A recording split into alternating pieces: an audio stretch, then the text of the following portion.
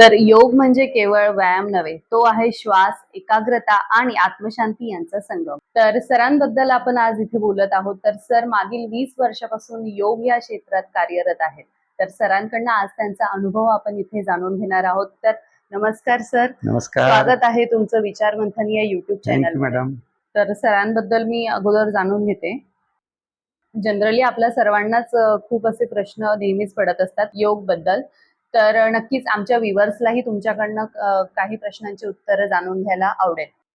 तर आज योगा दिन विशेष आपण आज इथे सरांची मुलाखत घेत आहोत आणि नक्कीच इन जनरली आपल्याला सर्वांनाच प्रश्न पडत असतात की योगाकडे वळायचं कसं, योग हा करायचा कसा.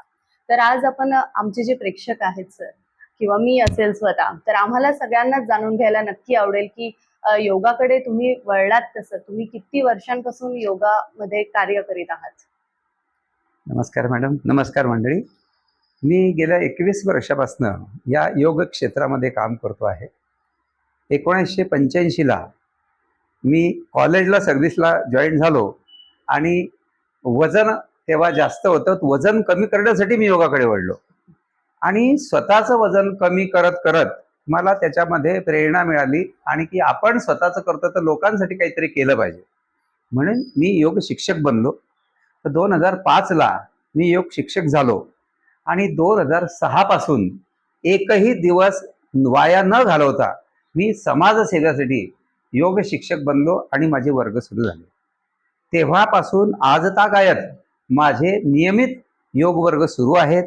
त्यामध्ये सकाळी 6 ते 7, 7 ते 8, 8 ते 9 अशा 3 बॅचेस मी घेतो आणि जनसेवा मी या योगाच्या माध्यमातून आणि लोकांना निरोगी ठेवण्यासाठी खूप चांगलं काम मी समाजासाठी करत आहे. तर सर सर्वात अगोदर मला जाणून घ्यायला आवडेल की योग म्हणजे नक्की काय आणि सर्वसामान्य लोकांना योग या शब्दाचा अर्थ तुम्ही कसा समजावून सांगाल. खूप छान प्रश्न मॅडम तुम्ही विचारला. यूज या धातूपासून हा शब्द तयार झालाय. तर यूज म्हणजे योग, जोडणे, याचा अर्थ होतो जोडणे. मग जोडणे काय? तर मनाने शरीराला जोडणे, आत्म्याचं परमात्म्याचं मिलन, हा याचा अर्थ, असा याचा अर्थ होतो. यामध्ये जेव्हा आपण योग करतो तेव्हा आपला बौद्धिक, शारीरिक आणि मानसिक तिन्ही गोष्टीवर याचा परिणाम होतो. म्हणून बौद्धिक, शारीरिक आणि मानसिक शांतता मिळण्यासाठी योग याचा वापर आपण करतो. योग म्हणजे फक्त आसनं नाहीये, तर त्याच्यामध्ये योगमध्ये प्राणायाम येतो, आसन येतं, ध्यान येतं, नंतर सूर्यनमस्कार येतात, योग निद्रा येते. ह्या सगळ्या गोष्टी इन्क्लुडिंग त्याच्यामध्ये आपण करू शकतो. तर खरंच खूप महत्वाचं आहे की प्रत्येकाने योग केला पाहिजे. त्यामुळे शरीर, मन आपलं निरोगी राहतं आणि आपली आपली आध्यात्मिक पॉवर सुद्धा योगमुळे वाढते. तर नक्कीच मला जाणून घ्यायला आवडेल की योगाचे तुमचे स्वतःचे अनुभव काय आहेत. मी योग करायला सुरुवात केली फक्त वजन कमी करण्यासाठी, परंतु वजन कमी तर झालंच, परंतु त्याबद्दल त्यासोबतच माझं स्वतःचं आरोग्य चांगलं राहायला लागलं. मला दिवसभर ताजेतवाने आणि फ्रेशनेस जाणवायला लागला. बरोबर. झोप चांगली लागायला लागली, भूक चांगली लागायला लागली आणि मन स्थिर झाला, चिडचिड स्वभाव कमी झाला आणि दिवसभर जो काम करण्याचा जो ताण असतो तो बिलकुल ताण येत नाही आणि आनंदी जीवन जगण्याची जी गुरुकिल्ली आहे ती मला मिळाली असं मी समजतो. आणि इतक्या लोकांना मी जेव्हा योग शिकवतो तेव्हा स्वतःमध्ये सुद्धा ती एनर्जी क्रिएट होते दुसऱ्याला शिकवताना, आणि तो जो मानसिक आनंद आहे तो खूप चांगला मला मिळालेला आहे. तर जसं की सर तुम्ही सांगितलं योगामार्फत तुम्ही समाजसेवाही करत असतात, तर आजपर्यंत तुम्ही किती लोकांपर्यंत तुमची सेवा ही पुरवलेली आहे. आजपर्यंत मी जळगाव शहरामध्ये 20 वर्षामध्ये साधारणतः 15 ते 20,000 लोकांना योग शिकवलेला आहे. त्यात वर्गाला जे येतात त्यांना वेगळी सेवा, परंतु जे वर्गाला येऊ शकत नाही अशा लोकांसाठी मी होम सर्व्हिस दिलेली आहे योगाची, आणि त्यांना घरी जाऊन जवळजवळ 200 ठिकाणी 200 घरांमध्ये मी वर्ग घेतलेले आहेत. तर सर मला नक्कीच जाणून घ्यायला आवडेल की सध्या तुमचे योगाचे जे वर्ग आहेत ते कुठे कुठे सुरू आहेत. माझे सध्या योगाचे वर्ग मेहरुण तलावाच्या काठावर डॉक्टर शेखर रायसोनी यांचं सिद्धार्थ लॉन हे फार्म हाऊस आहे, म्हणजे श्रीकृष्ण लॉनच्या बॅक साईडला. तिथे सकाळी 6 ते 7, 7 ते 8 आणि 8 ते 9 3 बॅचेस माझ्या चालतात. सकाळच्या 6 ते 7ला ladies and gents mix batch आहे. 7 ते 8ला डॉक्टर, वकील, इंजिनियर, प्राध्यापक, रिटायर्ड प्रिन्सिपल, बिझनेसमॅन, CA, आमदार राजू भोळे अशा एक चांगल्या मोठ्या मोठ्या लोकांची बॅच मी घेतली आहे. आणि 8 ते 9ची बॅच की जे सूर्यमुखी लोक आहे, म्हणजे जे सूर्याचं ऊन पडल्याशिवाय उठत नाही अशा लोकांसाठी मी एक 8 ते 9ची बॅच घेतली आहे. आणि त्याचं नाव सुद्धा मी सन योगा ग्रुप असं ठेवलेलं आहे. तर सर, जसं की तुम्ही म्हणालात की आपलं मन शांत राहतं, चिडचिडपणा कमी होतो, तर योगाच्या माध्यमातून आपण कुठले कुठले आजार हे बरे करू शकतो? योगाच्या माध्यमातून बहुतेक 80-90% आजार आपण चांगले करू शकतो. त्यामध्ये कमरेचा गॅप आहे, गुडघेदुखी आहे, मानदुखी आहे, थायरॉइड आहे, BP आहे. नंतर हे आजार आपले बरे करू शकतो आणि याच्यावर नियंत्रण आणू शकतो आपण. म्हणजे समजा BP आहे, हाय BP आहे, तो सुद्धा आपण कंट्रोल करू शकतो. लो BP आहे, तो सुद्धा कंट्रोल करू शकतो. थायरॉइडच्या गोळ्या हळूहळू कमी करून थायरॉइडचा आजार सुद्धा बरा करू शकतो. नंतर डायबिटीज जो वाढतो, तो डायबिटीज सुद्धा कंट्रोलमध्ये करू शकतो.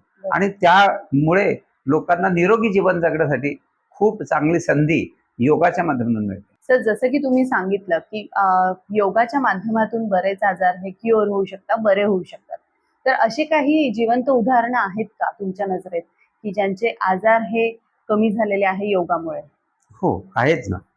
तर अशा उदाहरणांमध्ये माझ्याकडचे योग साधक आहेत, त्याच्यापैकी एक योग साधकाचा अस्थमाचा त्रास होता आणि डॉक्टरांनी त्यांना कंटिन्यू स्प्रे दिलेला होता. हो. आणि घरातला जिना चढता चढता सुद्धा त्यांना स्प्रे मारून थांबावं लागत होतं आणि नंतर दुसऱ्या मजल्यावर त्यांना जाता येत होतं. आणि कुठेही बाहेर गेले तर त्यांच्या बॅगमध्ये 2 स्प्रेच्या बाटल्या कंटिन्यू ठेवाव्या लागत होत्या, कारण त्याच्याशिवाय त्यांना जास्त चालता येत नव्हतं आणि त्यांना दम लागत होता. तर ते माझ्याकडे आल्यानंतर मला सांगितलं की सर, माझा असा असा प्रॉब्लेम आहे. मी त्यांना सांगितलं की हा हळूहळू हा आजार तुमचा बरा होईल. साधारणतः 3 ते 4 महिने तुम्हाला लागतील आणि तुम्हाला 80-90% तेवढ्या दिवसामध्ये फरक जाणवेल. तर त्यांचा मी योगासन आणि प्राणायाम त्यांचे सुरू केले. साधारणतः 3 ते 3.5 महिन्यामध्ये त्यांचा अस्थमा पूर्णपणे बरा झाला. पूर्ण आतापर्यंत त्यांना जे स्प्रे लागत होते ते स्प्रे टोटली बंद झाले. सप्तशृंगी गड चढायला त्यांना सांगितलं होतं की तुम्ही चढू शकणार नाही. तर त्यांनी तिथे चढून मला फोन केला की गुरव सर, मी आता 4 महिने झाले रेग्युलर येतोय आणि मला हा वेगळा अनुभव आला. माझ्या आई वडिलांच्या सोबत आणि पत्नीसोबत मी सप्तशृंगी गड चढलो, तर मला खूप आनंद झाला. तर तेव्हा आनंदाच्या भरात मी तुम्हाला फोन करतोय.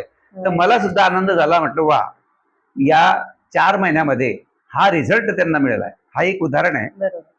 नंतर एक उदाहरण असं आहे की एक जळगाव मधलेच एक उद्योजक आहेत, त्यांना कमरेचा प्रॉब्लेम होता, म्हणजे कमर दुखी होती, कमरेमध्ये गॅप होता.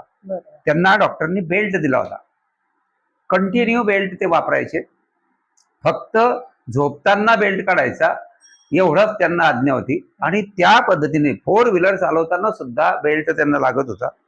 2 व्हीलर चालवायला नाही सांगितली होती, कारण जळगावचे रस्ते कसे आपल्याला सगळ्यांना माहिती आहे. त्याच्यामुळे त्यांना 2 व्हीलर चालवायची नाही सांगितली होती. ते माझ्याकडे आले. एका कार्यक्रमामध्ये आम्ही होतो, वर्धापन दिवस साजरा करत होतो. तेव्हा त्यांना आमंत्रित केलं होतं एका मित्राने, आणि की सरांना भेट, की हा आजार तू सरांना सांग. ते मला आले, त्यांनी मला त्यांच्या समस्या सांगितल्या. मला हे चॅलेंज स्वीकारायला बरं वाटलं, किंवा एवढा आजार यांना आहे आणि ह्या आजारातून ह्या योगाच्या माध्यमातून मला स्वतः कॉन्फिडन्स होता की हे योगाच्या माध्यमातून हा त्यांचा कमरेतला गॅप आपण कमी करू शकतो. तर त्यांनी रेग्युलर, त्यांना खाली वागता येत नव्हतं, मांडी मारून बसताना सुद्धा त्रास होत होता. तर हळूहळू त्यांना सोपे सोपे आसनं आणि सोपे सोपे पोटावरचे आसनं सुरू केले. साधारणतः 1.5-2 महिन्यामध्ये त्यांना आसनं जमायला लागले आणि त्यांना सुद्धा 3.5 ते 4 महिन्यात त्यांचा बेल्ट पूर्णपणे निघून गेला आणि आजपर्यंत त्यांना बेल्ट लावायची गरज पडली नाही. आणि विशेष म्हणजे ते माझे आदर्श योग साधक आहेत, की जेव्हा मी बाहेर गावाला जातो, माझा वर्ग बंद न करता मी एक आदर्श योग साधकाला माझा वर्ग हँडओव्हर करतो आणि त्याला सिलेबस पाठवतो की तुला काय शिकवायचं आहे, आणि काही अडचण आली तर पहिल्या दिवशी मला रात्री फोन कर. अशा पद्धतीने त्यांना फायदा झाल्यानंतर ते इतके खुश झाले आणि आजपर्यंत त्यांना 2 व्हीलर चालवा, 4 व्हीलर चालवा, रनिंग करा, कुठल्याच प्रकारचा त्रास नाहीये. तर हे एक मोठं उदाहरण मला त्यामध्ये आहे. तसंच एक जळगावचेच आहेत प्रमोद पटेल म्हणून, त्यांनी युरिक ऍसिडचा खूप मोठा त्रास होता. डॉक्टरने त्यांना कंटिन्यू गोळ्या दिल्या होत्या की 6 महिने तुम्हाला हा कोर्स करावा लागेल आणि 6 महिन्यानंतर एक गोळी बंद होईल आणि एक गोळी तुम्हाला अजून पूर्णपणे चालू झाली. पण जेव्हा त्यांनी मला त्यांच्या समस्या सांगितलं की युरिक ऍसिड असं वाढलंय, पण मग योगामध्ये बरेच आसनं आहे की त्याच्यामध्ये आपली युरिक ऍसिड कमी होतं, आपल्या शरीरातले टॉक्झिन सगळे बाहेर निघून जातात आणि हा प्रॉब्लेम हळूहळू कमी होतो. तर त्यांना सुद्धा 3 महिन्यानंतर त्यांचं युरिक ऍसिड कमी झालं. गोळी मग ते डॉक्टरकडे चेकिंगला गेले, युरिक ऍसिडची चेकिंग केली तर नॉर्मल निघाला. मग ते पण खुश झाले की सर माझं युरिक ऍसिड पूर्णपणे गेलं. जेव्हा असे आजार बरे होतात तेव्हा खरं आम्हाला वाटतं की बा आपण चांगलं काम करतोय आणि समाजा पुढे हे चांगले उदाहरण आपण देऊ शकतो की युरिक ऍसिड सारखा आजार जाऊ शकतो, तुमचा अस्थमा सारखा आजार की जो डॉक्टर सांगतात की बा हा तुम्हाला कंटिन्यू स्प्रे लावावा, त्याचा स्प्रे जाऊ शकतो आणि कमरदुखी सारखे कमरेतले गॅपचे विकार नाहीसे होऊ शकतात. हे असे बरेच अनुभव मला माझ्या साधकांनी दिलेले आहे. आणि ओबेसिटी सारखे ज्यांचं वजन म्हणजे जवळजवळ 100+ चे वजनाचे लोक माझ्याकडे येतात, 110 किलो 112 किलो, आणि ते खरं म्हणजे वजन कमी करण्यासाठी येतात. म्हणजे मी स्वतः सुद्धा सांगतो की माझं वजन जेव्हा मी योगा शिकायला लागलो तेव्हा माझं वजन 86 किलो होतं आणि मला रामायणच्या घाटातून खाली उतरल्यानंतर रनिंग करत आम्ही मित्र चढायला लागलो. तर रनिंग करत जायला लागलो तर सगळे मित्र वरती गेले आणि मी खाली होतो. मग वरती गेल्यानंतर ते मला त्यांनी चिडवलं, म्हणे मोठ्या तुझं पोट वाढलेलं आहे, वजन जास्त झालं तर तू चढू नाही शकला. तर तेवढा शब्द मला लागला की अरे यार, माझे मित्र मला असा शब्द बोलले, तेवढं मी मनावर घेतलं आणि दुसऱ्या दिवशी योग साधना सुरू केली आणि योग साधनेच्या माध्यमातून दर महिन्याला 1 किलो याप्रमाणे मी माझं वजन कमी केलं. एका वर्षात 12 किलो वजन कमी केलं. आणि तेव्हा खरं मला वाटलं की एवढं जर योगामध्ये पॉवर आहे, आपलं जर स्वतः एवढा अनुभव आपल्याला आला तर का समाजासाठी आपण हे याच्यामध्ये शिक्षण घेऊन योग शिक्षक बनून हे द्यायला पाहिजे लोकांना. तर म्हणून मी योग शिक्षक झालो आणि त्यापासून आजपर्यंत कंटिन्यू मी सेवा देतोय. अरे वा सर, तुमचं जे कार्य आहे जे तुम्ही आम्हाला आता सांगितलं ते वाखाणण्याजोगं आहे खरंच. आणि नक्कीच प्रेक्षक हो, आपण सगळ्यांनीच बघितलेलं आहे की योग साधनेद्वारे आपण मेडिसिन न घेता बरेच असे जे मोठे आजार आहेत ते आपण क्युअर करू शकतो, बरे करू शकतो. सर, आज आपण बघत आहोत की आजकालच्या धावपळीच्या जीवनामध्ये आजकालची जी युवा पिढी आहे ती व्यायामाकडे म्हणजे जिमकडे जास्त आकर्षित होत आहे. तर व्यायाम आणि योग साधना यामध्ये काय फरक आहे? खूप छान. तर योग आणि व्यायाम मध्ये की व्यायाम केल्यानंतर शरीर स्ट्रॉंग होतं, मसल स्ट्रॉंग होता, ह्या सगळ्या गोष्टी बरोबर आहेत. परंतु योगामुळे शारीरिक, मानसिक आणि बौद्धिक या 3 गोष्टीचा लाभ मिळतो. जिम मध्ये व्यायामामुळे फक्त शारीरिक लाभ मिळतो, परंतु ट्रेस लेवल आपली कमी होत नाही. योगामध्ये आपली ट्रेस लेवल कमी होतो, चिडचिडपणा कमी होतो, आपली सहनशीलता वाढते, मनाची एकाग्रता वाढते. म्हणून त्याचा फायदा जिमपेक्षा योगामुळे आपल्याला जास्त मिळतो. पण तरुण पिढीला मसल बनायचे असतात, बॉडी स्ट्रॉंग करायची असते, त्याच्यामुळे त्याकडे ते वळतात. आणि विशेष म्हणजे योगा जिम हे इन्स्ट्रुमेंट लागतं. योगाला कुठल्याच प्रकारचं इन्स्ट्रुमेंट लागत नाही. कुठेही गेले, एक साधी सतरंजी जमिनीवर टाकली, एक योगाची मॅट टाकली, आपण जगाच्या पाठीवर कुठेही गेले तरी आपण आपला योग साधना हे करू शकतो. म्हणजे इन्स्ट्रुमेंट त्याला लागत नाही. कुठलेही खेळ खेळा, त्याला तुम्हाला व्हॉलीबॉल खेळायचं असले बॉल लागेल, क्रिकेट खेळायचे असले तर टीम लागेल, बॉल लागेल, बॅट लागेल.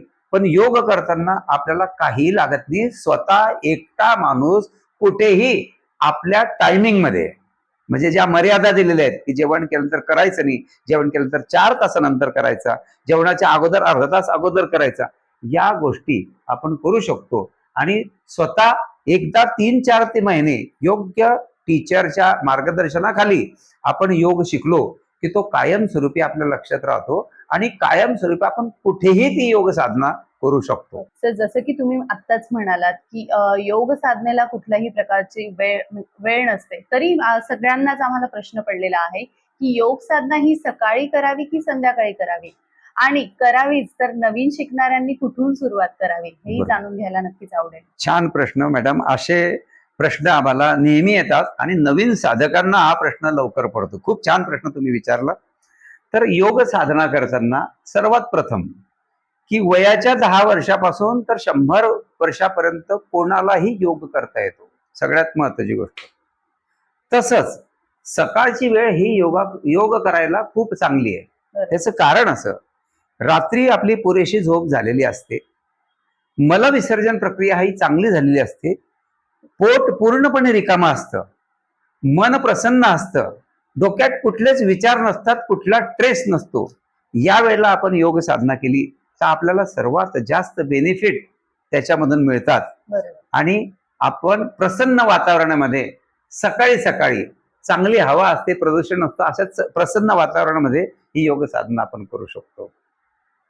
मुलींना, मुलांना, वयोवृद्ध लोकांना, नंतर आजारी लोकांना सुद्धा योग साधना करता येते. परंतु कुठल्या व्यक्तीला, कुठल्या मुलांना, कुठल्या वयस्कर लोकांना कुठली आसनं चालतात हे योग्य मार्गदर्शकाच्या खाली करायची असतात. स्वतः आपल्याला आजार आहे त्या व्यक्तीने जर योग साधना करायला म्हटलं, फॉर एक्झाम्पल समजा कमरेचा विकार आहे, कमरेमध्ये गॅप आहे आणि त्याने स्वतःच्या मनाने योग साधना केली, त्याला माहिती आहे फक्त तो युट्यूब पाहून योगा करतोय, परंतु त्याने जर पुढे झुकून आसनं केले तर त्याला 100% त्रास होणार आहे. त्याचा कमरेचा गॅप कमी होणार नाही, परंतु कमरेचा गॅप वाढेल. म्हणून योग साधना करताना शास्त्रामध्येच लिहिलेलं आहे की योग्य मार्गदर्शकाच्या खाली, योग्य शिक्षकाच्या खाली आपण त्यांच्या मार्गदर्शनाखाली ही करावी. म्हणून नवीन साधक येतात, त्यांच्या वयोमानानुसार त्यांना शंका असते की माझं वय आता 50 आहे, मी आजपर्यंत काहीच नाही केलं, मी डायरेक्ट योग मला जमेल का, असे निगेटिव्ह विचार घेऊन आमच्याकडे जेव्हा योग साधक येतात तेव्हा आम्ही त्यांना समजून सांगतो की आम्ही सुरुवात डायरेक्ट योगासनापासून करत नाही, तर योग साधना करताना अगोदर योगपूरक व्यायाम आम्ही करून घेतो.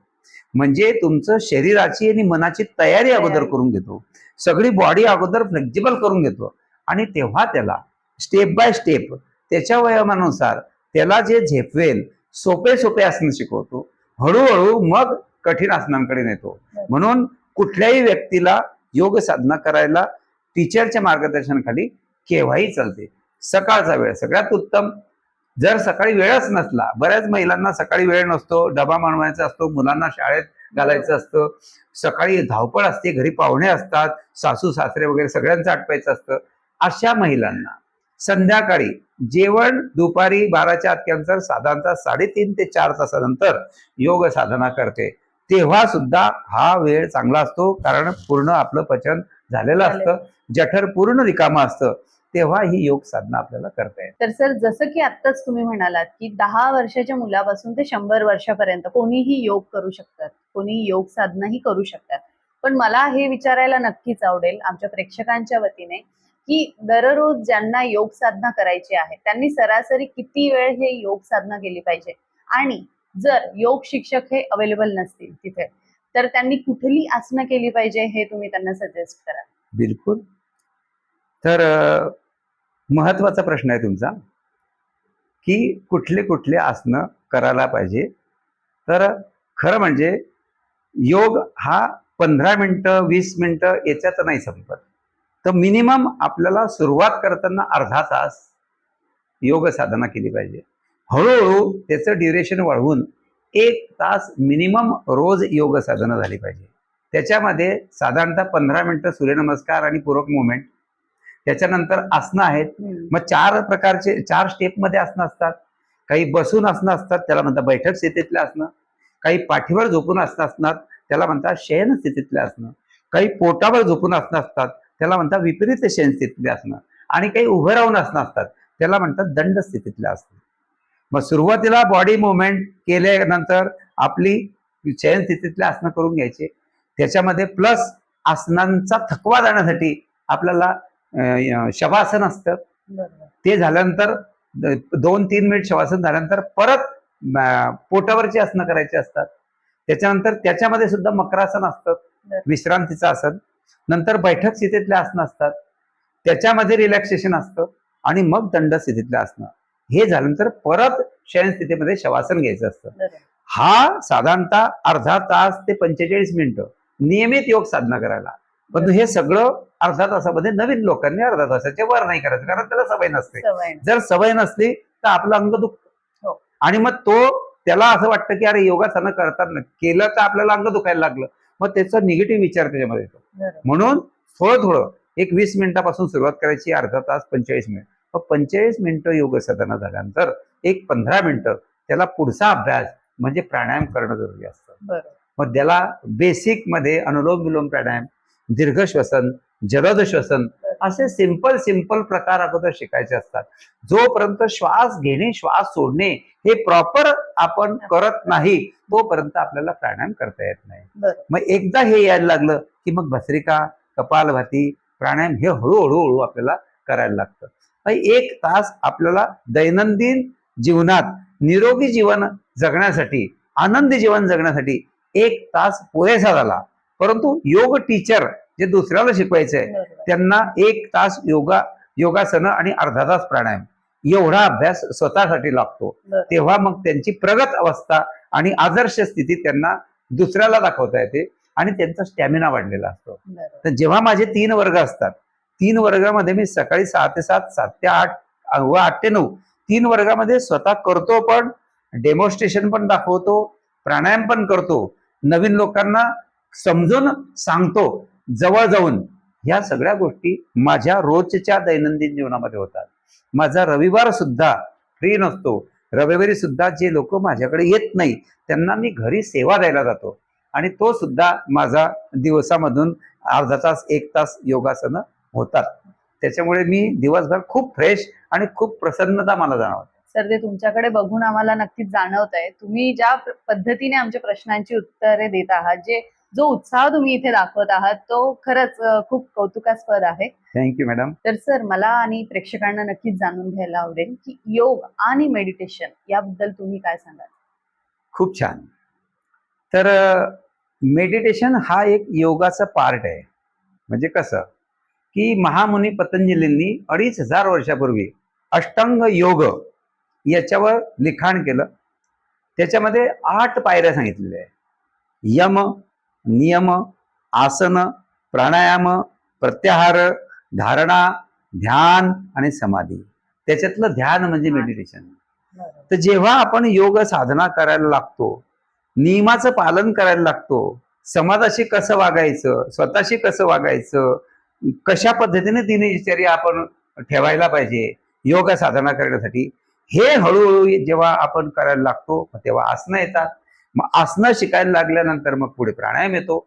असं करत करत करत आपल्याला त्या लेव्हलला पोहोचता येतं. जेव्हा आपण ध्यान करायला लागतो मग तेव्हा ध्यान करायला लागताना मनाची एकाग्रता आपली वाढते, स्ट्रेस लेवल आपली कमी होते, तेव्हा आपल्याला गोडी निर्माण होते. मग ध्यानाचे अनेक प्रकार आहे. त्याच्यामध्ये विपश्यना ध्यान आहे, तुमचं यांच्या आर्ट ऑफ लिव्हिंगचं एक ध्यान आहे. अशा अनेक गुरूंनी अनेक प्रकारे वेगवेगळे ध्यान सांगितलेले आहे. तर त्यात ध्यान करणे म्हणजे काय की मन एकाग्र करणे, श्वासावर नियंत्रण करणे, श्वासावर लक्ष केंद्रित करणे आणि काहीही न करणे म्हणजे ध्यान. ज्याच्यात काहीच करायचं नसतं, कुठल्याच प्रकारची मुवमेंट नसते, कुठे बघायचं नसतं, डोळे बंद असतात, फक्त आपण आणि श्वास. जेव्हा एकमेकाला बघत असतो मनात डोळे बंद करून, तेव्हा ही ध्यानाची प्रोसेस सुरू होते. मग अशीच वेळ येते की आपण पण राहत नाही आणि आपला श्वास पण राहत नाही. जेव्हा ही स्थिती येते तेव्हा ध्यान खरं सुरू होतं. परंतु हे जाणीव केव्हा होते? रेग्युलर आपण रोज या ध्यानाला बसायला लागलो की मग काही महिन्यानंतर आपल्याला ते जमायला लागते. म्हणून विपश्यना ध्यान शिकवताना 3 दिवस अगोदर आपल्याला अनापान साधना शिकवता येते. अनापान साधना म्हणजे ही ध्यानाची पहिली पायरी. मग अनापान म्हणजे काय? फक्त श्वासावर लक्ष केंद्रित करणे. येणारा श्वास आणि जाणारा श्वास याच्यावर जेव्हा आपण लक्ष केंद्रित करायला लागतो, मग तेव्हा आपली ध्यानाची प्रोसेस सुरू होते. म्हणून ध्यान शिकायला, विपश्यना ध्यान शिकायला 10 दिवसाचा कालावधी लागतो. त्याच्यामध्ये 10 दिवस आपल्याला मौन साधना करावी लागते. 10 दिवसात आपण एकही शब्द बोलायचा नसतो. तेव्हा ही साधना आपल्याला परफेक्ट शिकता येते. मग 10 दिवस आपली साधना झाल्यानंतर तेव्हा आपल्याला ध्यान जमायला लागते आणि मिनिमम 1 तास, 1.5 तास, 2 तास, 2.5 तास अशी सेटिंग असते. आणि जे आपल्याला जमायला लागल्यानंतर मग घरी आपण त्याची रेग्युलर साधना करायची असते. आठवड्यातून एकदा आपली सामूहिक साधना करायची असते. तेव्हा आपल्याला त्याचा लाभ मिळायला सुरुवात होते. मग तेव्हा एकदा शिकलो की आपण आयुष्यभर हे कधीच विसरत नाही आणि नियमित या साधनेमध्ये आपण बसतो आणि मन प्रसन्न, शरीर तंदुरुस्त, मन स्वास्थ्य हे त्याच्यातून आपल्याला लाभत. सर, जसं की तुम्ही म्हणालात की आताच तुम्ही थोड्या वेळापूर्वीच म्हणालात की योग साधनेमुळे आपला शारीरिक दृष्ट्या असेल, मानसिक असेल किंवा बौद्धिक किंवा आध्यात्मिक असेल, हा विकास होत असतो. तर योग आणि अध्यात्म याची सांगड तुम्ही कशी घालाल? बरोबर, खूप छान प्रश्न आहे. जेव्हा आपण योग साधना करायला लागतो तर सगळ्यात महत्वाचे योगाचा एक जे सूत्र आहे, योग चित्त वृत्ती निरोध, हा म्हणजे योगाने चित्ताच्या वृत्तीचा निरोध होतो. आणि जेव्हा आपण आसन करायला लागतो मग आसनामध्ये स्थिरता येते. स्थिर सुखम आसन, आसनाची जेव्हा आपण व्याख्या बघतो ते स्थिर सुखम आसन म्हणजे आसन म्हणजे व्यायाम नाही की करून धरून सोडून देणे. आसनामध्ये स्थिरता आणि एकाग्रता वाढायला पाहिजे. आसन स्थिती कायम ठेवून शरीरावरील अनावश्यक ताण हळूहळू काढून टाकणे, तेव्हा ते आसन होतं. म्हणून आसनामध्ये सुरुवातीला 15 सेकंद, मग 30 सेकंद, मग 45 सेकंद, 1 मिनिट असं हळूहळू ड्युरेशन आपल्याला वाढायचं असतं. मग जे कठीण आसनाचं ड्युरेशन कमी असतं, सोप्या आसनाचं ड्युरेशन आपण वाढवलेलं असतं, तेव्हा त्याचा लाभ मिळतो. हा लाभ मिळायला लागले की आपलं जे चंचल मन असतं ते स्थिर होतं, मनाची एकाग्रता वाढते, आपली वैचारिक पातळी वाढते. मग तेव्हा आपल्याला मनाला आनंद लागायला लागतो. जेव्हा मनाला आनंद यायला लागतो त्या आसनामध्ये आपली आसन टिकवण्याची क्षमता वाढते, तेव्हा वैचारिक पातळी वाढते आणि मग हळूहळू आध्यात्मिक लेव्हलही आपली वाढते. मग जेव्हा आपली आध्यात्मिक लेव्हल वाढते आपला चिडचिड स्वभाव कमी होतो आणि मग आपला जो स्वभाव असतो तो स्वभावही हळूहळू बदलतो. निगेटिव्ह विचार आपले निघून जातात, पॉझिटिव्ह विचार आपल्या शरीरामध्ये मनामध्ये तयार होतात आणि हळूहळू आपला पाहण्याचा दृष्टिकोन बदलतो. आपल्याला मग प्रत्येकामध्ये निगेटिव्हच्या ऐवजी पॉझिटिव्ह दिसायला लागते. कोणी म्हणतं की अर्धा ग्लास भरलेला आहे, कोणी म्हणतं अर्धा ग्लास भरलेला आहे, कोणी म्हणतं अर्धा ग्लास रिकामा आहे. म्हणजे मग हा माणूस योगाचा काय म्हणेल, भरलेला आहे, हा पॉझिटिव्ह दृष्टिकोन. निगेटिव्ह माणूस काय, अर्धा ग्लास रिकामा आहे. तर हा एक फरक त्याच्यामधून मग हळूहळू आपल्याला आध्यात्मिक लेवल वाढते. आपल्याला मंत्र, जप, ध्यान, आध्यात्मिक वाचन हे आपोआप वाढतं आणि मनाची शांतता आपल्याला अनुभवायला लागते. असा हा फरक. आणि विशेष म्हणजे जेव्हा आम्ही योग साधना सुरू करतो तेव्हा सुरुवातीलाच आम्ही त्रिवार ओंकार घेतो. तर नुसता ओंकार म्हटल्याने सुद्धा आपली आध्यात्मिक लेवल वाढते. फॉर एक्झाम्पल, नुसता ओंकार म्हटलं तर आपल्या शरीरातले जे 7 चक्र असतात त्याच्यापैकी 3 चक्र जागृत होतात. कुठली 3 चक्र जागृत होतात? मग ओंकार हा 2.5 मात्रेचा ओंकार आहे. अकार, उकार आणि मकार, आला 2.5 मात्रेचा ओंकार म्हटलेला आहे. तर जेव्हा आपण अकार म्हणतो तेव्हा आपल्या नाभीजवळ मणिपूर चक्र असते, तिथे व्हायब्रेशन जाणवतात, ते ऍक्टिव्ह होतं. जेव्हा आपण उकार म्हणतो तेव्हा आपल्या कंठाजवळ विशुद्ध चक्र असतो, तिथे व्हायब्रेशन जाणवतात, मग ते ऍक्टिव्ह होतं. आणि जेव्हा आपण मकार म्हणतो तेव्हा मेंदूजवळ सहस्रार चक्र असतो, ते ऍक्टिव्ह होतं, इथे व्हायब्रेशन जाणवतात. एवढे 3 चक्र फक्त नुसत्या ओंकारामुळे जागृत होतात. आणि सुरुवात आणि एंड योग साधना करताना ओंकारापासून असते. सुरुवातीला आपण त्रिवार ओंकार म्हणतो आणि जेव्हा योगाचा वर्ग आपला संपतो तेव्हा आपण एकादश ओंकार म्हणतो, म्हणजे 11 ओंकार म्हणतो. तेव्हा आपला संपूर्ण ट्रेस निघून गेला असतो, मन शांत झालेलं असतं, मनामध्ये आनंद लहरी उत्पन्न झाल्या असता आपला आनंदमय कोश ऍक्टिव्ह झालेला असतो. एवढा फायदा कमीत कमी 8 ते 10 15 दिवसात आपल्याला जाणवायला लागतो आणि आपली गोडी निर्माण होते. असे अनंत उदाहरण आमच्याजवळ आहे. आणि जो नेहमी योग साधना करायला लागतो त्याला जाणीव होते की अरे माझा स्वभाव बदलायला लागलाय, मला आनंद वाटायला लागलाय, प्रेरणा जागृत झालेली आहे आणि आपोआप त्याचे विचार पॉझिटिव्ह व्हायला लागतात. बरोबर. अशी साधना ही आहे योग साधना. बरोबर.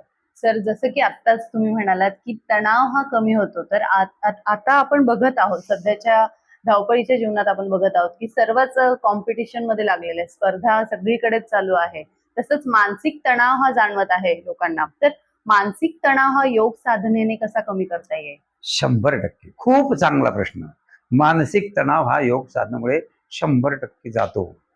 आता तुम्ही उदाहरण दिलं मला की बा असे उदाहरणं आपण देऊ शकतो की जसे चांगले चांगले ME, BE, डॉक्टरच्या शेवटच्या वर्षाला असणारे, MPSCचा निकाल लागतो, 12वीचा निकाल लागतो, त्याच्या एक दिवस अगोदर तणाव निर्माण होतो की आपण फेल होऊ का, आपल्याला पर्सेंटेज कमी पडतील का, असा तणाव येऊन बरेच जण म्हणजे विद्यार्थी सुसाईड करतात, बिल्डिंग मधून उड्या मारतात, अशी उदाहरणं आपण पाहिलेली आहे, गळफास घेतात, अशी उदाहरणं झाले. हा फक्त तणावामुळे होऊ शकतं आणि हा तणाव योग साधना करणाऱ्या माणसाला शक्यतो येत नाही आणि हळूहळू त्याची ती सहनशीलता वाढते. योगमुळे सगळ्यात महत्वाचं काय होतं तर आपली सहनशीलता वाढते. म्हणजे जे जीवन जगतो त्याच्यामध्ये ज्या अडचणी येतात त्या अडचणी निवारण करण्याची शक्ती परमेश्वर आपल्याला आपोआप देतो, कारण ती साधना आहे. साधना ही नित्य नित्य रोज रोज केल्याने आपोआप आपल्या शरीरामधले जे हार्मोन्स असतात ते बदलतात आणि पॉझिटिव्ह एनर्जी आपल्या शरीरामध्ये निर्माण होते. निगेटिव्ह विचार आपोआप जातात. तर त्याच्या मनामध्ये हा विचारच येत नाही. म्हणून विद्यार्थी जीवनामध्ये आणि धकाधकीच्या जीवनामध्ये योग साधना जर आपण नियमित केली तर आपला ताण तणाव आपण नक्कीच कमी करू शकतो. सर, तर तुम्ही एवढ्या वर्षांपासून योगा शिकवत आहात, तर बरेच लोक तुमच्याकडे येतात योग शिकण्यासाठी, तर तुम्हाला नक्कीच आहाराबद्दलही त्यांना माहिती द्यावी लागत असेल. तर आजकाल आपण बघतच आहोत की लठ्ठपणा वाढत चालला, ओबेसिटीचे प्रॉब्लेम भरपूर येतात लोकांना. तर तुम्ही त्यांना किंवा सर्वसामान्यांना आहाराबद्दल काय काळजी घ्यायला सांगाल? खूप छान प्रश्न मॅडम विचारला तुम्ही. आजकाल तुम्हाला माहिती आहे की जेव्हा आपण संध्याकाळी गावात फिरायला जातो खूप फास्ट फूडचे दुकानं तुम्हाला दिसतात. पूर्वी एवढे दुकानं नव्हते. आता फॅमिलीत नवरा बायकोही गेले तर संध्याकाळी त्यांना असं वाटतं की चला काहीतरी संध्याकाळी चमचमीत खाऊ आणि खाऊन घेतात. विद्यार्थी दशेमध्ये भरपूर लोक चहा पिताना नाश्ता करता करता चहा पितात आणि तो तळलेले पदार्थ, बेकरीचे पदार्थ हे खात असतात. त्याच्यामुळे ओबेसिटीचे प्रॉब्लेम वाढलेले आहेत आणि त्याच्यामुळे कॉन्स्टिपेशनचे प्रॉब्लेम वाढलेले आहेत. बरेच आजार त्याच्यामुळे होतात आणि एक आजार झाला की दुसरा आजार आपल्याला येत असतो. म्हणून जेव्हा वजन वाढले लोक, कॉन्स्टिपेशनचे लोक, ऍसिडिटीचे लोक जेव्हा आमच्याकडे येतात तेव्हा सर्वप्रथम आम्ही त्यांना आहार समजून सांगतो की आहार काय घ्यायला पाहिजे. तर खरं म्हणजे की जे वारंवार आपल्याला काही खाण्याची सवय असते ते सर्वप्रथम आम्ही सांगतो की वारंवार खाऊ नका. दिवसातून 2 वेळा जेवण सफिशियंट आहे. जर तुम्ही 11-12 वाजेच्या आत जेवण करत असाल तर तुम्हाला नाश्ता करायची गरज नाही आणि संध्याकाळी सूर्यास्ताच्या आत जेवण करणं हे शास्त्रात लिहिलेलं आहे. परंतु आजकाल कोणीच सूर्यास्ताच्या आत जेवण करत नाही. फक्त जैन धर्मामध्ये जवळजवळ 80-90% पाळतात की सूर्यास्ताच्या आत ते जेवण करतात. परंतु झोपण्याच्या 2 तास अगोदर तुम्ही जेवण केलं पाहिजे. संध्याकाळचा आहार हलका पाहिजे. सकाळचा आहार आपला बऱ्यापैकी जो आपल्याला आवश्यक आहे तेवढा घ्यायला पाहिजे. आहारामध्ये तुमचा भाजीपाला, हिरवा भाजीपाला जास्त पाहिजे. फळं तुम्ही खायला पाहिजे. सिझनेबल, रिझनेबल आणि ओरिजिनल. मग कसं सिझनेबल म्हणजे ज्या सीझन मध्ये जे फळ येतं त्याला आपण सिझनेबल म्हणतो.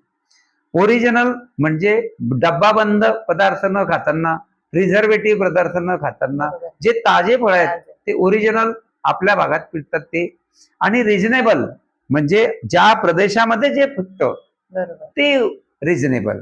असं आपल्या आहारात आपण खायला पाहिजे. आपण खानदेशचे माणसं, जळगाव जिल्ह्यातले माणसं केळी हे खांद्याचं आपलं लोकप्रिय फळ आहे की जे शरीराला एनर्जी देते. ते न घेताना 200 रुपये 250 रुपये किलोचे सफरचंद घेतो काश्मीरचे, आणि ते जळगावचे केळी घेत नाही. बऱ्याच घरी आपण गेल्यानंतर केळं साधारणतः कोणी देत नाही, पण ऍपल दे ग, ऍपल चिरून दे असं म्हणतात. तर माझं तुम्हाला सगळ्यांना आणि प्रेक्षकांना हे म्हणणं आहे की सिझनेबल, रिजनेबल आणि ओरिजिनल तुम्ही खायला पाहिजे. बरं. 2 वेळा आहार हा आपल्याला, आणि समजा इन केस तुम्हाला भूक लागलीच तर तुम्ही लिक्विड आहार घेता येतं, तुम्हाला फळमध्ये खाता येतं. बरोबर. पण आणि विशेष म्हणजे आहारामध्ये तुम्ही पातळ भाजी, एक कोरडी भाजी, पोळी, किंवा जर एजेड माणूस असला तर त्यांनी पोळी बंद करायची, त्या ठिकाणी ज्वारीची भाकरी खायला पाहिजे. जर तुम्हाला शुगर आहे तर तुम्ही पोळीच्या ठिकाणी भाकरीच खायला पाहिजे. बरं. पालेभाज्या तुमच्या आहारामध्ये रोज पाहिजे, त्याच्यामुळे संपूर्ण व्हिटॅमिन तुम्हाला मिळतात. बरं.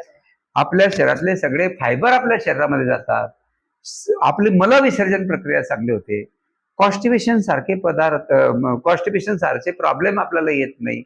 हॉटेलच्या पदार्थामध्ये आपण जो निर्जीव आहार घेतो, बरं. निर्जीव म्हणजे काय, त्याच्यामध्ये जीव नसतो. बरं. त्याचं उदाहरण असं सांगता येईल आपल्याला की जेव्हा आपलं पाणी आपण गरम करतो, उकळतो, तेव्हा 250 सीसी टेम्परेचरवर ते उकळतं. परंतु जेव्हा तेच आपण तेल उकळतो तर 400-500 सीसीवर ते उकळतं. त्याच्यामुळे त्याच्यातले सगळे घटक निघून गेलेले असतात. हॉटेलच्या पदार्थामध्ये जे आपण तळलेले पदार्थ घेतो त्याच्यामध्ये तेच तेल वारंवार गरम करून बरं. ते सगळं निर्जीव झालं असतं आणि त्याच्यामध्ये केमिकल रिॲक्शन झालेली असते. बरं. आणि तेच आपण घरच्या घरी आपण जर साधारणतः नुसती भजी बनवायची असली तर आपण साधारणतः अर्धा पाव किलो तेल टाकतो, त्याच्यात ती भजी बनली की ते तेल आपण फोडणी म्हणून खिचडीवर किंवा दुसऱ्या भाजीवर घेतो. बरं. पण तो हॉटेलवाले 15 लिटरचा डबा त्या कढईमध्ये टाकतात आणि ते तेल वारंवार गरम करून तेच वापरत असतात. बरं. म्हणून हॉटेलचे पदार्थ शक्यतो खायचे नाही, घरचे पदार्थ खायचे. आणि घरी आपल्याला इच्छा झाली ते घरी बनवून खा. आणि घरच्या आहाराची चव वेगळी असते. बरं. त्याच्यामध्ये आई, बहीण, पत्नी हे सात्विक भाव त्याच्यामध्ये असतात आणि सात्विक एनर्जी आपल्याला मिळत असते. आणि हॉटेलचे पदार्थ कोणीतरी तो तिथे पगार घेतो आणि त्या पगाराच्या माध्यमातून तो ती सेवा आपल्याला देत असतो, त्याच्यामुळे त्याचे भाव सात्विक असतीलच असं नाही. असं नाही. म्हणून घरी जेवण करणं आणि हॉटेलमध्ये जेवण करणं हा खूप मोठा फरक आहे. बरं. जेव्हा आपण घरचं जेवण घेतो आणि आहार नियंत्रण करतो तेव्हा आपोआप आणि त्यासोबत योग साधना करतो तर आपलं वजन नियंत्रण करण्याला, आपल्या शरीरातले जे प्रॉब्लेम आहेत ते निघून जाण्याला, मलविसर्जन प्रक्रिया चांगली होण्याला, कॉन्स्टिपेशनचे प्रॉब्लेम निघून जाण्याचा, ऍसिडिटीचे प्रॉब्लेम निघून जायला खूप मोठी मदत होते. म्हणून योग साधना केल्यानंतर हे सगळे प्रॉब्लेम वर सोल्युशन आपण देऊ शकतो. आणि आपलं शरीर सुदृढ ठेवण्यासाठी, वजन कमी करण्यासाठी, शरीरातले अंतरस्रावी ग्रंथी ऍक्टिव्ह करण्यासाठी, संपूर्ण शरीरातले इंद्रिय चांगलं ऍक्टिव्ह करण्यासाठी खूप मोठी योग साधना आपल्याला उपयोगी पडू शकते. बरोबर. तर सर, समाजात योग साधनेला घेऊन बरेच असे गैरसमज असतात, जसं की योग साधना ही विशिष्ट धर्मासाठीच आहे का? नाही, योग हा सार्वभौम आहे, त्याला धर्माचा काही संबंध नाही. कोणताही धर्मातला व्यक्ती हा योग साधना करू शकतो. बरोबर. मी बहुतेक समाजाच्या लोकांना, धर्माच्या लोकांना योग शिकवलेला आहे. जेव्हा मी MJ कॉलेजला योग शिकवायला होतो तेव्हा माझ्याकडे ख्रिश्चन लोक पण होते, मुसलमान लोक पण होते, हिंदू लोक पण होते, जैन लोक होते, मारवाडी लोक होते. सगळ्या धर्माचे लोक योग साधना करायला येत होते. तिथे काहीही बंधन आपल्याला नाही. हा, असं होऊ शकतं की विशिष्ट धर्माला आपल्या प्रार्थना चालत नाही. बरोबर. मग फॉर एक्झाम्पल आपण गायत्री मंत्र म्हणतो, आपण महामृत्युंजय मंत्र म्हणतो, बरोबर. पण त्यांना असं वाटतं की हा फक्त हिंदू लोकांनीच ही म्हणायला आहे. बरोबर. त्यावेळेला ते म्हणत नाही, ते शांत असतात, ते आपण ऍक्सेप्ट करायचं. बरोबर. सूर्यनमस्कार करताना आपल्याला नमस्कार करावा लागतो, सूर्याकडे पाहून सूर्याचे मंत्र म्हणावे लागतात. बरोबर. तर आपण त्यांना बंधन करत नाही की तू सूर्याचा मंत्र म्हणायलाच पाहिजे, हे चॉन्टिंग करायलाच पाहिजे, तुम्ही ओमकार म्हणताना ओम म्हणायलाच पाहिजे. तर ज्यांना ते म्हणायचं नसतं त्याला आपण बंधन करत नाही. परंतु योग साधना करताना आसनाचा काही संबंध येत नाही धर्माशी. बरोबर. फक्त मंत्र उच्चार करताना धर्माशी संबंध येतो, मग आपण त्यांना बंधन करत नाही. त्याच्यामुळे योग साधना ते करतात, मनापासून करतात. त्यांनी मंत्र चॅन्टिंग नाही केलं तर आपलं काही बिघडत नाही, बरोबर. म्हणून आपण त्यांना बंधन ते करत नाही. मग त्यांच्या धर्माप्रमाणे ते आचरण करतात, पण तो योगासनं करताना धर्माचा काही संबंध येत नाही. हा एक प्रश्न. दुसरी गोष्ट की तुम्ही म्हटलं की बा योग साधना ही कोणी करायला पाहिजे, त्याचे गैरसमज असतात. गैरसमज असतात. तर गैरसमज असतो, परंतु ते गैरसमज निरसन करण्याचं काम आम्ही करतो. बरोबर. उदाहरणार्थ, योग साधना हा जो योग आहे, हा याचे जे आद्य गुरु आहे ते भगवान शंकर आहेत. बरोबर. भगवान शंकरांनी पार्वतीला योग सांगितलेला आहे. पार्वतीला योग शिकायचा होता, पार्वतीला योग समजून घ्यायचा होता. तेव्हा भगवान शंकरांनी नदीकाठी बसून हिमालयामध्ये हा योग पार्वतीला सांगितला. बरोबर. मग तो पार्वतीला सांगत असताना एका मास्याने तो ऐकला. बरोबर. मास्याने ऐकला, त्याच्यापासून जी निर्मिती झाली ते मच्छिंद्रनाथ, पहिले योग गुरु मच्छिंद्रनाथ. मग सगळे नवनाथ त्यांचे योग साधना त्यांनी शिकली. मग ऋषी मुनींनी योग साधना शिकली, आणि मग जेव्हा ऋषी मुनींनी योग साधना शिकली ते ग्रंथामध्ये बंदिस्त होती. पूर्वीच्या काळात पानांवर ते लिखाण केलं जायचं, बरोबर. भोजपत्रांवर लिखाण करायचं. अशा भोजपत्रांवर लिखाण करून महामुनी पतंजलींनी हे समाजाला कसा याचा फायदा होईल, ही जी गुप्त विद्या आहे, योगशास्त्र ही गुप्त विद्या होती. मग ते ऋषी मुनींपासून सर्वसामान्य जनतेपर्यंत आणण्यासाठी ती वेगवेगळ्या भाषेमध्ये त्याचं रूपांतर झालं, त्याचे ग्रंथ निघाले. मग पहिला ग्रंथ संस्कृतमध्ये निघाला, आणि मग त्या संस्कृत ग्रंथापासून बाकीच्या ग्रंथांची निर्मिती झाली. म्हणून हे जे योगशास्त्र तुमच्या आमच्यापर्यंत आलेलं आहे, हे महामुनी पतंजलींनी 196 सूत्रामध्ये हे योगशास्त्र लिहिलं आहे, पतंजली योगसूत्र. आणि त्या योगसूत्रापासून मग विविध प्रकारचे ग्रंथ निर्मिती झाली.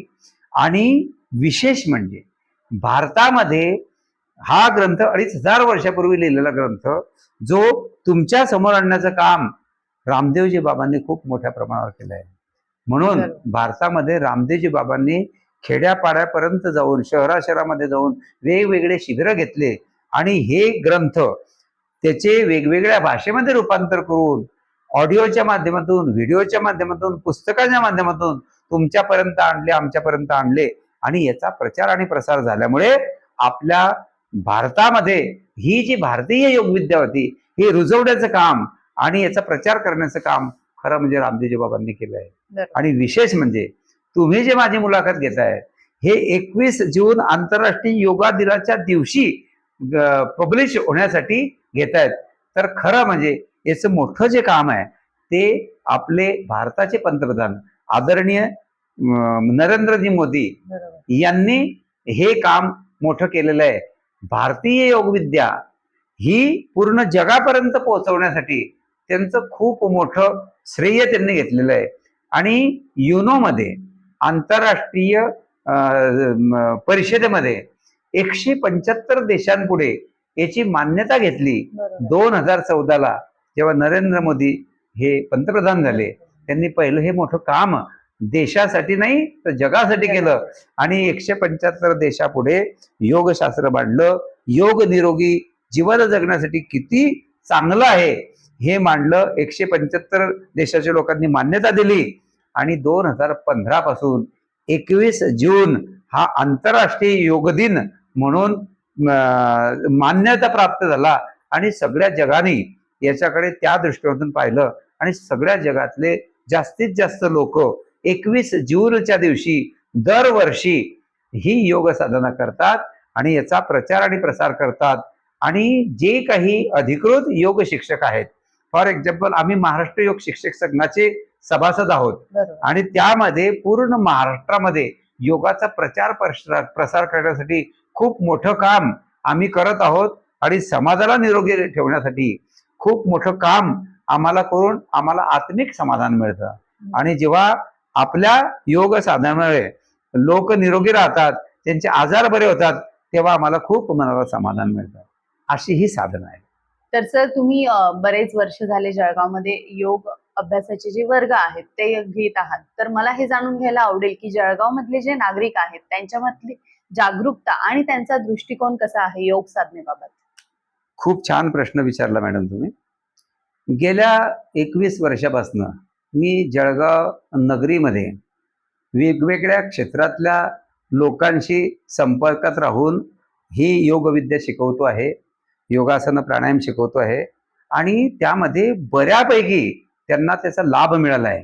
त्याच्यामुळे माझे 3 वर्ग मस्त चांगल्या ठिकाणी आणि खूप चांगल्या प्रकारे सुरू आहेत आणि त्याच्यातून त्यांचं आरोग्य चांगलं राहतं, मनाचं स्वास्थ्य चांगलं राहतं आणि डॉक्टर, वकील, इंजिनियर, प्राध्यापक, रिटायर प्रिन्सिपाल, बिझनेसमॅन, सीए अशा लोकांची मी जुळून आहे आणि सगळ्या लोकांना शिकवताना मला एक खूप मानसिक आणि शारीरिक आनंद पण होतो, मानसिक आनंदही होतो आणि त्याच्यातून बरेच लोक निरोगी ठेवण्यासाठी मी खूप चांगलं काम करतोय असं मला एक आत्मिक समाधान होतं.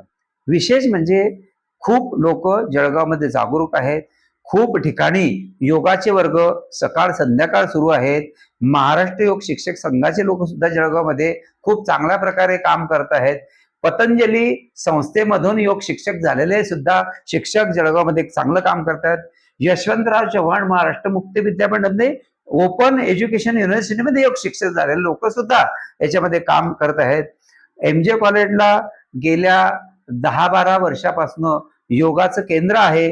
तिथून आपल्या सिलेबस मध्ये योग टाकलेला आहे. त्याच्यामुळे BA आणि MA झालेले विद्यार्थी सुद्धा योगा क्षेत्रामध्ये वळलेले आहे आणि जेव्हा ते MA झालेले आहेत ते शिक्षक होतात आणि तेथे सुद्धा समाजामध्ये चांगली काम करतायत. विशेष म्हणजे जागरूकता जळगावमध्ये जास्त केव्हा आली तर जेव्हा 2019ला कोरोनाची महामारी आली तेव्हा बऱ्याच लोकांना ज्यांची लंग कॅपॅसिटी कमी होती, हार्ट कॅपॅसिटी कमी होती, त्यांना त्याची जाणीव झाली आणि त्याच्यातून बऱ्याच घटना घडायला लागल्या आणि त्याच्यामधून आपण यापुढे आपल्याला हा आजार होऊ नये आणि याच्यातून लवकर बरं व्हावं म्हणून योगाकडे लोक वळले आणि त्या माध्यमातून योग साधना करताना त्यांचे आजार कमी व्हायला लागले आणि त्यांच्या हे डिसीज त्यांच्यामध्ये दिसू नये आणि याच्या पुढे आपलं आरोग्य चांगलं राहावं म्हणून योगामध्ये जागरूकता निर्माण झाली आणि खूप लोक योगाशी जोडलेले आहे. खूप चांगला अवेअरनेस जळगाव नगरीत आहे. सकाळी सकाळी जेव्हा मी रायसोनी फार्म हाऊस म्हणजे डॉक्टर रायसोनीच्या सिद्धार्थ लॉन या फार्म हाऊसला योगा शिकवायला जातो. सकाळची माझी सकाळी 6ची बॅच असते.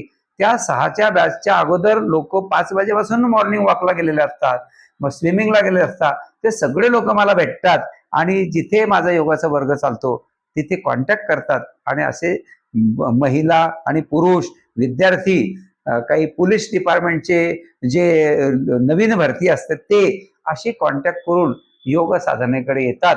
रनिंग मॅरेथॉनचे लोक सुद्धा योग साधनेमध्ये येतात. अशी माहिती त्यांना ते जाणून घेतात आणि त्याच्यामधून त्यांना लाभ मिळतो आणि ते माउथ टू माउथ पब्लिसिटी आपोआप होते आणि असे लोक मला आपोआप मिळत असतात आणि ही सेवा करण्याचा आनंद मला खूप मिळत असतो आणि मला सुद्धा मानसिक समाधान त्याच्यातून मिळत असतं. बरोबर सर. जसं की तुम्ही आतापर्यंत एक मुलाखत आम्हाला दिलेली आहे. प्रत्येक कार्याची सुरुवात ही आपल्या घरापासून होत असते. तर तुमच्या घरामध्येही योग साधनेचं बॅकग्राऊंड नक्कीच असेल. तर त्यांच्याबद्दल मला जाणून घ्यायला आवडेल इथे. खूप छान मॅडम. तर माझ्या मनातला प्रश्न विचारला. कारण काय तुम्ही सांगितलं की प्रत्येक यशस्वी पुरुषाच्या मागे स्त्रीचा हात असतो. तर माझ्या घरात थोडं उलट होतं. मी योग शिक्षक झालो आणि मी मिसेसला सांगितलं की तू सुद्धा योग शिक आणि योग शिक्षिका बन. तो मिसेसला योगाबद्दल आवड नव्हती. परंतु जेव्हा मी तिला योग शिक्षक बनवण्याचा माझा पण घेतला की बा हिला एक दिवस आपण योग शिक्षक बनवू, तेव्हा मिसेसच्या ज्या मैत्रिणी आहे आणि कॉलनीतल्या ज्या मैत्रिणी आहे, माझ्या मित्राच्या मिसेस आहे, त्यांच्याशी संपर्क साधला आणि महिलांसाठी योगाची बॅच सुरू केली. जेव्हा महिलांसाठी योगाची बॅच सुरू केली तेव्हा माझ्या घरी महिला यायला लागल्या आणि वरती टेरिसवर मी योगाचे वर्ग घेत होतो संध्याकाळी. तेव्हा नोकरी करणाऱ्या महिला पण होत्यात, व्यवसाय करणाऱ्या महिला होत्यात आणि संध्याकाळी मी जेव्हा बॅच सुरू केली तेव्हा 25 महिलांची बॅच सुरू केली. तेव्हा त्या महिला माझ्या मिसेसला विचारायच्या, ताई तुम्ही का योगा करत नाही? मग जेव्हा मी थकलो आणि बाकीच्या महिलांनी सुरुवात केली, तेव्हा तिला वाटलं की अरे इतके विचारतात तर आपल्याला पण करून घ्यायला पाहिजे. मग तेव्हा त्यांनी सुरुवात केली की एक एक आसन मला तुम्ही शिकवा, मी त्यांना शिकवत जाईल, डेमॉन्स्ट्रेशन मी करत जाईन. तेव्हा गोडी निर्माण झाली. मग त्या माध्यमातून ऍडमिशन घेतली MJ कॉलेजला.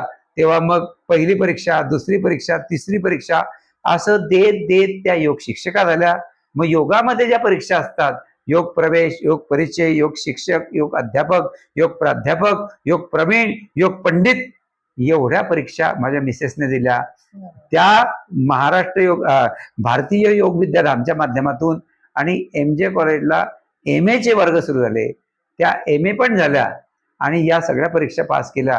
तेव्हा मला खरं जे समाधान पाहिजे होतं की आपल्या घरामध्ये एक नाही 2 टीचर झाले आणि समाजसेवा करण्यासाठी अजून मला हात मिळाला, हे पाहून माझी मुलगी सुद्धा 11वी पासून योग साधना करायला लागली. ती ग्रॅज्युएट झाली, पोस्ट ग्रॅज्युएट झाली, MA इंग्लिशमध्ये झालं, नंतर MA योगामध्ये ऍडमिशन घेतली.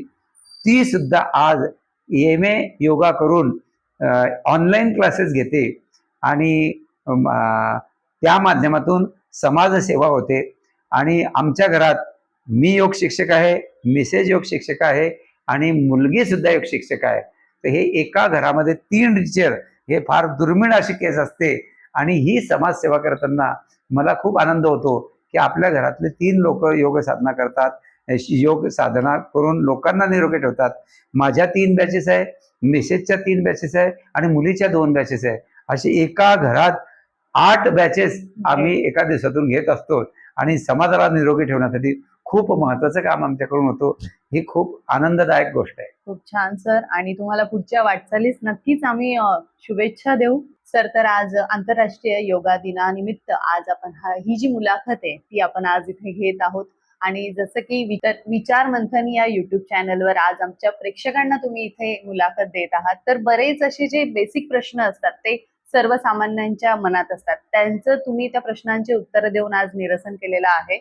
तर खरंच खूप छान वाटत आहे तुमची मुलाखत घेताना. आणि नक्कीच आपण आता यानंतर रॅपिड फायर घेणार आहोत, पण त्या अगोदर मी एक प्रश्न तुम्हाला विचारू इच्छिते की योग साधनेचं जे पुढचं भविष्य आहे ते आपल्या भारतात किंवा जगात कसं असणार आहे पुढचं? खूप छान. तर भारतात उज्ज्वल भविष्य आहे हे तर मी तुम्हाला सांगितलंच की तरुणांनी, युवकांनी, वयस्कर लोकांनी योग साधना केल्यामुळे किती चांगले फायदे होत आहेत हे सगळ्यांना समजतंय, जाणीव होते आणि त्या मानाने त्याचा अवेअरनेस झालेला आहे. जगात सुद्धा नरेंद्र मोदी साहेबांनी 2015 पासून आंतरराष्ट्रीय योग दिवस सेलिब्रेट करणं सुरू केलं आणि जगाशी आपले संबंध सुद्धा चांगले झाले की ही भारतीय योगविद्या. आणि विशेष म्हणजे जगातले लोक भारतामध्ये येऊन योग शिक्षकचं ट्रेनिंग घेतात आणि जगामध्ये ते योग शिकवतात. ही खूप मोठी देणगी आपल्याला मिळाली आहे, कारण ही विद्या आहे भारतीय विद्या आणि ही विद्या भारतातली विद्या परदेशात जाऊन लोक निरोगी राहतात. खूप मोठं कार्य आपल्या नरेंद्र मोदी साहेबांनी भारताच्या माध्यमातून जगापर्यंत पोहोचवलाय आणि आपले संबंध सगळ्या जगाशी चांगले कसे ठेवता येईल या माध्यमातून योग साधना त्यांना खूप कामी पडते. आणि विशेष म्हणजे आपले पंतप्रधान नरेंद्र मोदी सुद्धा रोज सकाळी कुठल्याही देशाचा दौरा करत असले तरी रोज सकाळी 1 तास योगासनं करतात. मग देशाचं काम, जगाचं काम खूप जोमाने करतात. 18 तास, 14 तास काम करतात. ही योगाची पॉवर त्यांच्यामध्ये या योग साधनेमुळे मिळते. हे सगळे लोक जेव्हा त्यांना बघतात तेव्हा त्यांना जाणीव होते. तर प्रेक्षक हो, आपण आतापर्यंत सरांची ही मुलाखत घेतलेली आहे, पण आता लगेचच आपण रॅपिड फायर कडे वळणार आहोत. तर सर मी तुम्हाला काही प्रश्न विचारणार आहे, तर त्याची उत्तरं तुम्ही 1 किंवा 2 शब्दात मला द्यायचं आहे किंवा एका वाक्यातही देऊ शकतात. तर पहिला प्रश्न असा आहे की योग की चहा, सकाळची खरी गरज कोणती? योग. ओके. अवघड आसन, शीर्षासन की सकाळी उठणं? सकाळी उठणं, कारण उठल्याशिवाय आसनच करू शकत नाही. बरोबर. एखादं आसन ज्याचं नाव ऐकूनच वाटतं आज नको रे बाबा? शीर्षासन. बरोबर. संध्याकाळचा योग की सकाळचा योग? सकाळचा योग. वा. स्नॅक्स आधी की योग आधी?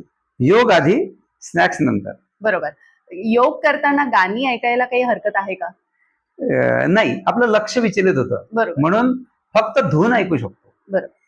तुमचं आवडतं एक योगासन कोणतं आणि का? शीर्षासन.